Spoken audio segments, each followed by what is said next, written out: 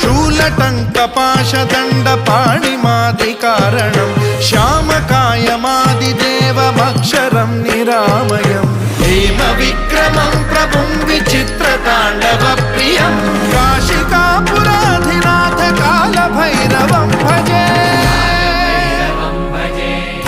मुक्तिदायकं प्रशस्तचारु विग्रहं भक्तवत्सलं स्थितं समस्तलोकविग्रहं विनिक्वणं